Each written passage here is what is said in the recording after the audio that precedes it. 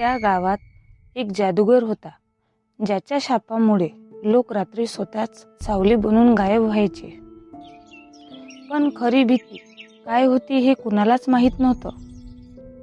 दूर डोंगराच्या पलीकडे निवरगाव नावाचं एक छोटंसं गाव होतं. गाव खूप सुंदर होतं. आजूबाजूला हिरवीगार झाडं, पक्ष्यांचा किलबिलाट आणि लोक साधं आनंदी आयुष्य जगत होते.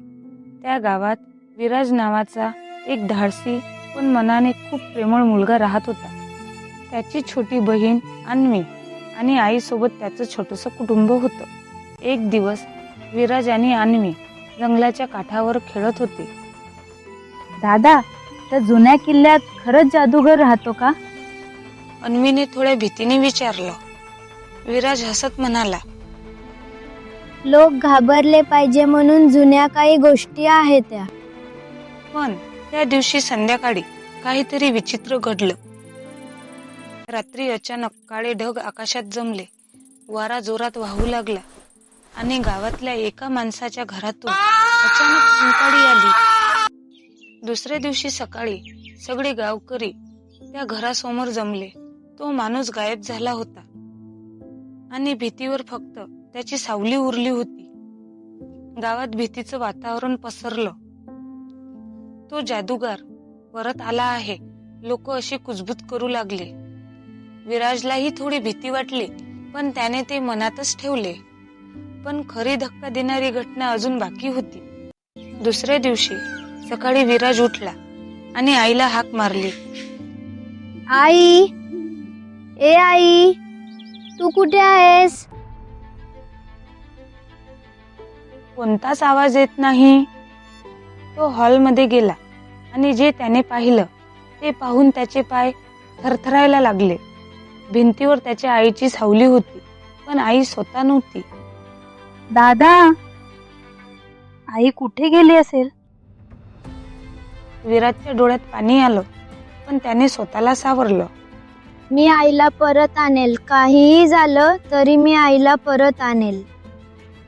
तो ठामपणे म्हणाला. विराज एकटाच जंगलाच्या दिशेने निघाला.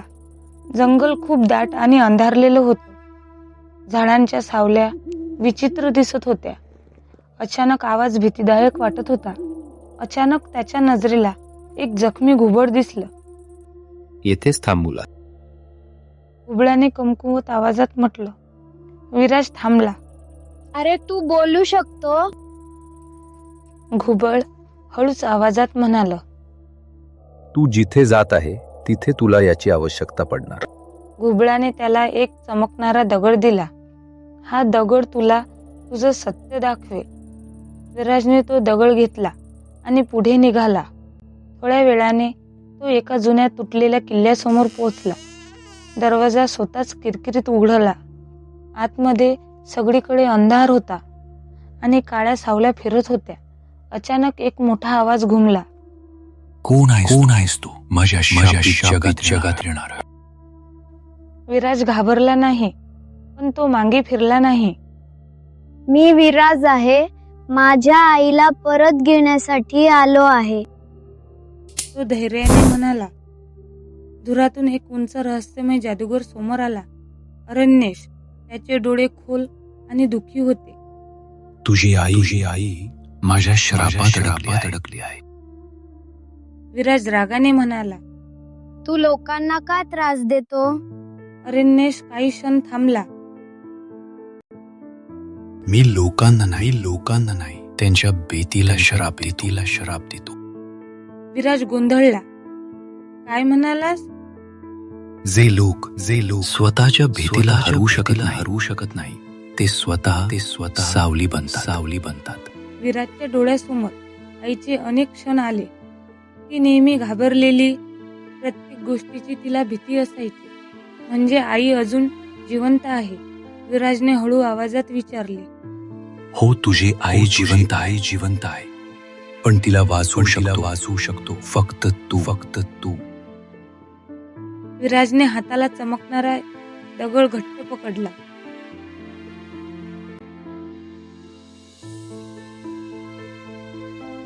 तो पुढे गेला आणि एका काळ्या सावलीसमोर उभा राहिला. ती त्याच्या आईची सावली होती. विराजच्या डोळ्यातून अश्रू आले. आई, मी आहे तुझ्या सोबत. तू या भीतीवर विश्वास ठेवू नको. अचानक त्या दगडातून तेजस्वी प्रकाश बाहेर पडला. सावली थरथरू लागली. हळूहळू त्या सावलीतून त्याची आई समोर आली. विराज, ती हळू आवाजात म्हणाली. दोघे एकमेकांना घट्ट मिठी मारतात. तो क्षण एक खूप भावनिक होता. पण अचानक विराजला जाणवलं अरण्येश हळूहळू अदृश्य होत होता. थांबा, तुम्ही कुठे जात आहे? अरण्येश हलकस हसला. माझा श्राप संपला. कोणीतरी प्रेमाने माझ्या विजय मिळवला. आणि तो प्रकाशात विलीन झाला.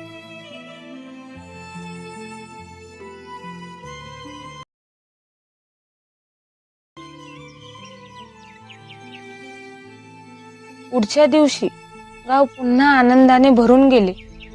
कोणतीही सावली आता गायब होत नव्हती. लोकांच्या चेहऱ्यावर पुन्हा हसू आले होते. विराजने आकाशाकडे पाहिले. जणू अरण्येश त्याच्याकडे पाहून हसत होता.